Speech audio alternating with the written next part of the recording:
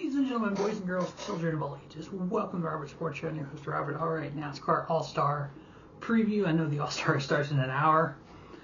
So, here we go. I mean, hey, 1 p.m. Eastern start on a Sunday afternoon. We don't get those anymore. That is the old school NASCAR that there is, but yet, piece of the fan base doesn't like it. We'll get there. So I'm going to run down some things on the All-Star race here on the preview. Stay tuned to the end and hear my thoughts on where the All-Star race should be held and what it should be. Stay tuned. All right, All-Star race, 350 miles, 350 laps at Dover, the Monster Mile.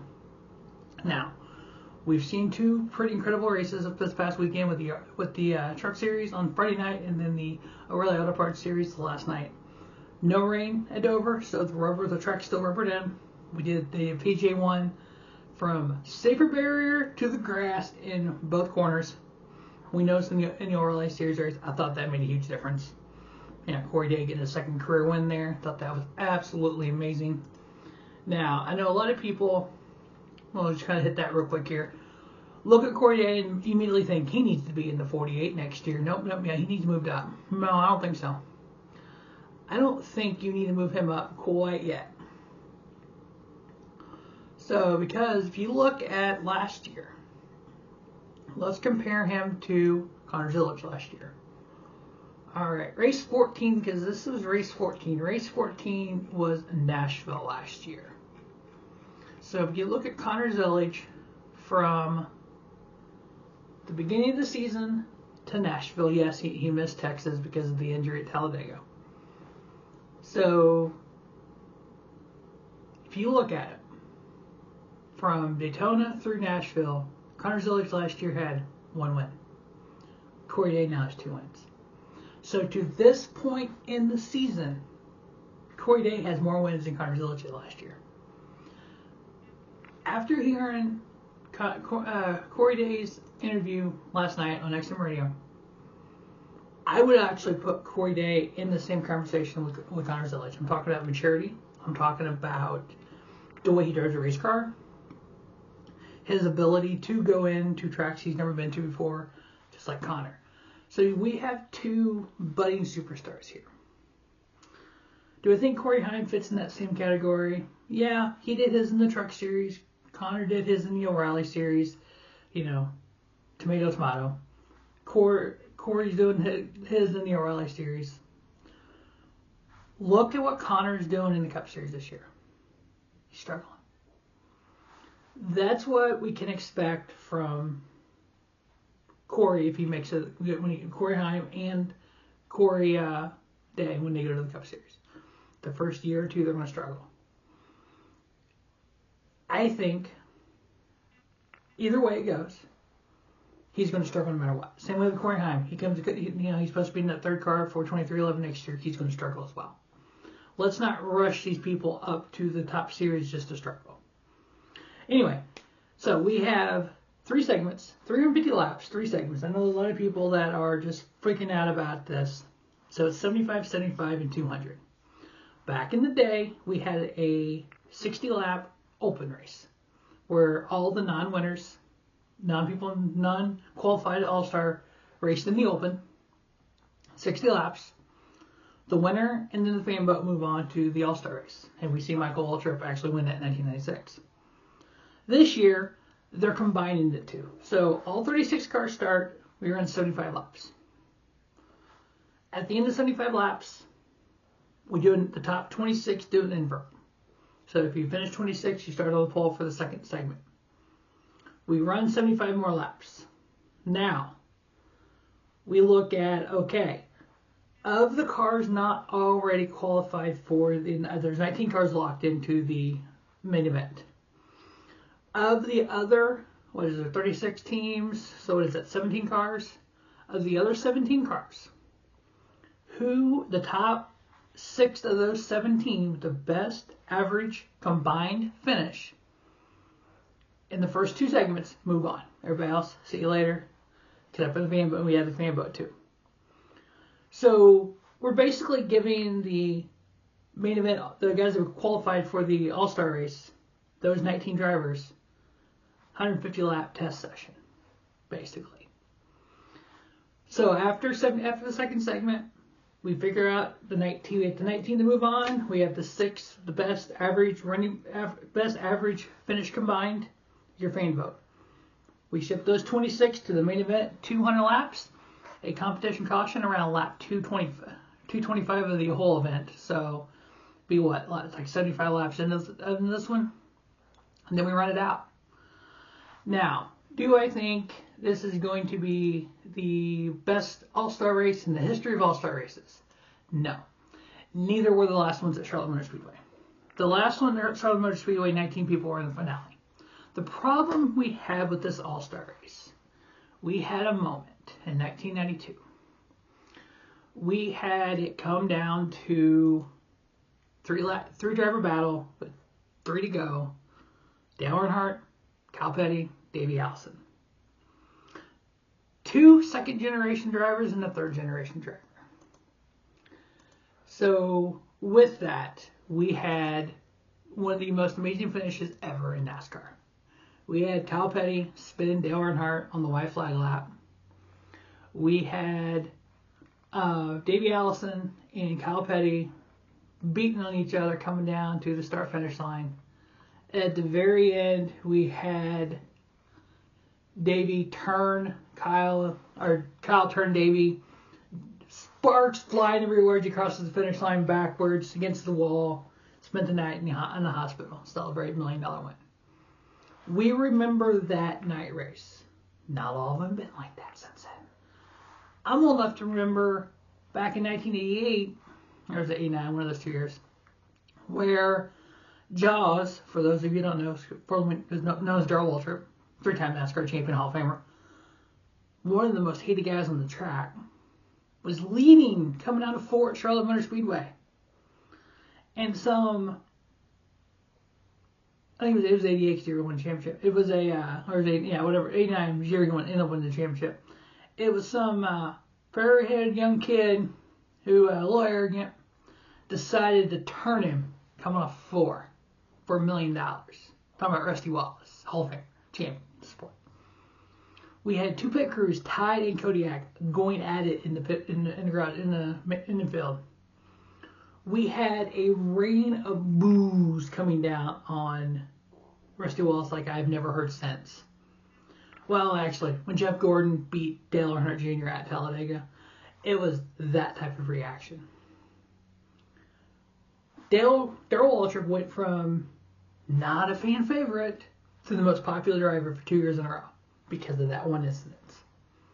Rusty Wallace went from just some Midwest racing punk kid, ended up being a champion of our sport after that moment happened.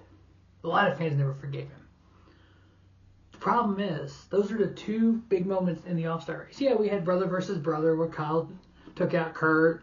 We've had other things like that, but we've not had those like memorable, oh my God, this moment happened. Alright, so we have 8 sets of tires, fuel windows, 92 to 99 laps here at Dover Motor Speedway. So we'll be able to run both segments. Looks like on fuel, the last segment you'll definitely need one pit stop. Where do you pit? Where do you get your fresh tires? What's tire wear going to look like? Now, let's look at Dover Motor Speedway stats. Last 4 races at Dover in the Gen 7 car. Alex Bowman, average finish 5.33. Really good. Chase Elliott 5.75 with a win. Denny Hamlin 7.0 with 2 wins. They are back-to-back, by the way. They are back-to-back. Ty Gibbs 9.33. Chris Buescher 10.75. Kyle Busch 10.75. Kyle Larson 11.0. Ryan Blaney 11.0. Average running position of those 4 races. Alex Bowman 6.63. Denny Hamlin 6.74. Chase Elliott 6.94. William Byron 9.53. Ross Chastain 9.83. Ryan Blaney 10.13 and Kyle Busch 10.63. And now the last 2 Dover races. So we broke it down because obviously teams get better and change. The last 2 Dover races, Denny Hamlin a 1.0 average finish. Whoops, he's won it all. Kyle Larson 3.0. Now, I mean, it's one of the storylines going into this race. Can Kyle Larson get out of the funk he's in and actually win a race this year? He hasn't won it in well over a calendar year. I know he's our defending champion, but actually winning a cup race. And so we'll see what happens there. Kyle Busch, same way.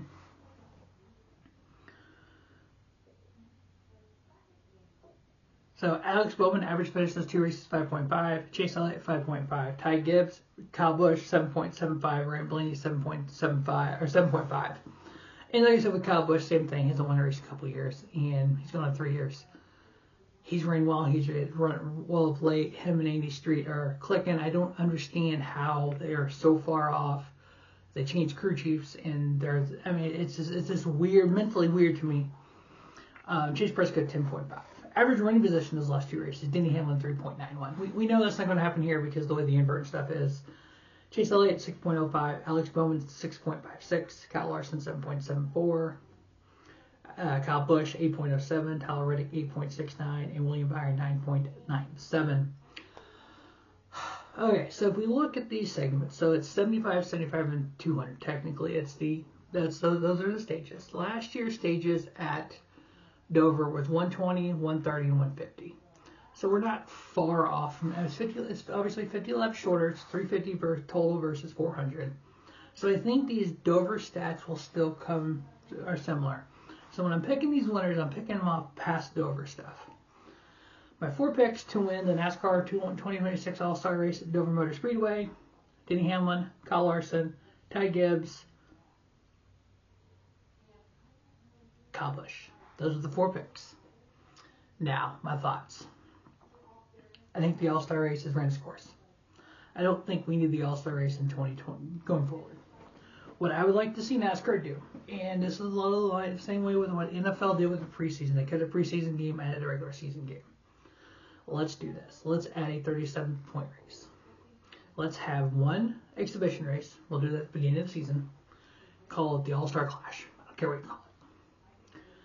So, to the All-Star Clash, we're going to kind of do the old All-Star format to a point. We're going to do if you want a pole or if you want a race. So, pole winner, race winner. Boom. You automatically qualify for the main event. Let's just say for this exercise, there are 16 of those. 16 either pole winners or race winners. There's 30 cars. So there's 36 cars in the charters plus any open. So let's just say that only 36 charters show up. That leaves you 20 for the open. So you go out there, you have qualifying. You do your qualifying. Your 16 qualify together, your 20 qualify together. All right. And this format will work on any track you want it to work at. That's what's beauty about it. Okay. So, your 16 All-Stars, your race winner, pole winners. When you qualify, you set it up just like you do at Daytona for the duels. Your first, third, fifth in basically race 1, second, fourth, sixth in race 2. So you've got 2, basically we're calling qualified races, 2 qualified races. You take your 20 non-winners, non-pole winners, you do the exact same thing. All 20 of those qualified. 1, 3, 5, you make 2 qualified races with them. Perfect. All right. The ones that have already elect yourself in pole winner and race winner, the winners, they do 2 qualifying races, each with 8 cars in it. Ever how many laps you want to do, it doesn't matter. The way you finish in your qualifying race is the way you line up for the main event. The race 1 lines up on the inside, race 2 lines up on the outside, just like you do Daytona for the duels. Now, you run your 2 qualifying races for your we're going to call it the open. Your open cars, those 20 cars, non-winners. Same thing. Your 2 qualifying races sets your lineup for your we'll call it the last chance qualifier, last chance qualifying race. So 1, 3, 5 on the end. The way you finish your duel. So if you're first, second, third, fourth, fifth in the first qualifying race, you're 1, 3, 5, on the inside, outside, same as Daytona. So you run your last chance qualifier. So now, so far, all 36 cars have had the exact same track time. You both did a practice and qualifying. You both did a qualifying race, set your lineup for basically your main event. All right, these non-winners set their lineup for the last chance qualifier. You run your last chance qualifier. Top 3 move on, plus the fan vote. Then you run your main event, whatever laps you want it to be, and then you If you'll do it for $1 million, you want to come up with, add sponsors, make it more, that's fine too. But this is the exhibition race. You got it, and I think this race needs to be unique. I would say take it to places you don't take the Cup Series. And so say, we talk about rotating some tracks around. Say we decided, we're not going to take the Cup Series to Texas this year. 20 whatever. We're not taking the Cup Series to Texas. We're going to make Texas be the All-Star Clash. Or, hey, California's got beautiful weather. They got this little short track up there. It'd be a hell of fun to race at. It's called, Kevin Harvick, Kern County. We're taking the All-Star race. This Clash All-Star there. We're taking I would say you want to stay away from, New Smyrna or Five Flags. The only reason I say that is they have the World Series of Asphalt, and you don't want to mess with them guys. Now, if you could plan it where you do the weekend before, the weekend after, okay, that'd be kind of cool. That way you kind of have that race lead into yours or vice versa to get people into the area a week earlier. Maybe people come for both weeks. That would be kind of cool if you can make that happen. Take it to a track that doesn't have a Cup race that season. That's all I ask. 37-point races. Now, how do we make, and this has been one of the arguments, how do we make that 37-point special? I got you with that one. So, we go to our wonderful partners at Fox. I know people don't like the Fox broadcast.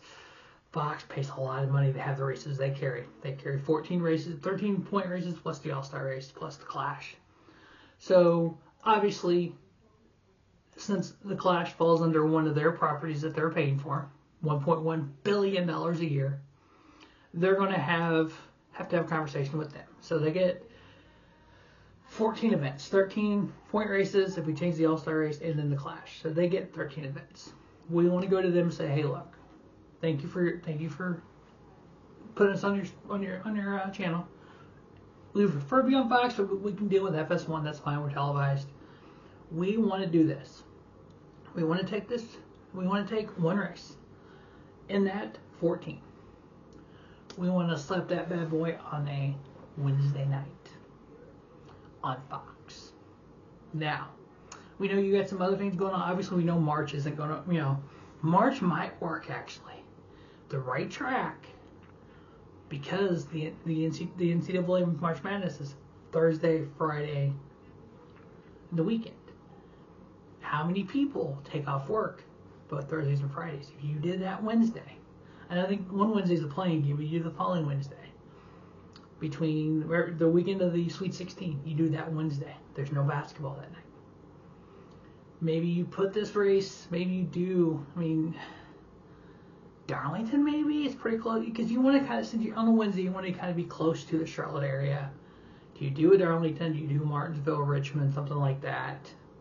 I would say stay away from Charlotte because I don't want to mess with the 600. I don't think we want to move the fall race during this. There's another plane with that one. So let's just go with Darlington. So Darlington under the lights on a Wednesday night, 400 miles. And then maybe that Sunday we are at Rockingham or North Wilkesboro, somewhere close. So the teams don't have a lot of travel time here. Or we could do Nashville on a Wednesday night, Fairgrounds, and do the Nashville Super Speedway on Sunday. Or we could do IRP on a Wednesday night and to do the Speedway on Sunday. That way the teams can bring both cars with them and be in the same area. You wouldn't be practicing qualifying. You want to tear a car for that minutes for a race. Do the same thing with NBC. Talk to NBC and say, hey, look, actually the way the schedule falls, it looks like it would fall under the TNT banner, is go to TNT, say, hey, look, the day after the MLB All-Star game, that Wednesday, there is 0 live sports on TV. Why don't we put a race on Wednesday night? We could do that one wherever we didn't do the first one at. We could do a Richmond. We could do, we could probably do an Iowa versus Chicago that weekend. Or we could do something where maybe we go to Vegas. Maybe do a Vegas Wednesday night race. Thursday, we let fans go work with the World of Outlaw, do the dirt track and stuff, and fans can be there for that. Friday we do trucks. Saturday we do ARCA and O'Reilly. Sunday we do Cup. So we get, an extra race in that weekend. Boom. Something like that. And do that on NBC on a Wednesday night. Or TNT on a Wednesday night. And that kind of sucks with AEW and Dynamite. I don't want to hurt them. But just an idea we could do. That way we get an extra week off. We do those 2 midday races. So we do that a couple of years, see if they work. We kind of, I think that's something that trying a Wednesday night race, one with no other live sports on. Again, you're going to have to do it 2 years, maybe 3 to kind of see what the numbers are going to be. Because the numbers may be weak the first year because people didn't know. It could be strong the second of a week. By the third year, I would say if we did that, you do it 3 years. Same track and everything, same Wednesday nights. If we don't see a growth, then okay, it didn't work. It's just my idea. 37-point races, 1 exhibition race combined clash in the All-Star race. Anyway, 2026 All-Star race. Dover Motor Speedway starts in less than 40 minutes. 350 laps, 3 stages. Denny Hamlin, Kyle Larson, Ty Gibbs, Kyle Busch are my picks. As always, thanks for watching Rubber Sports Show, and don't just have a great day. Have a spiffy day at Rubber Sports Show, your YouTube leader, sports on content.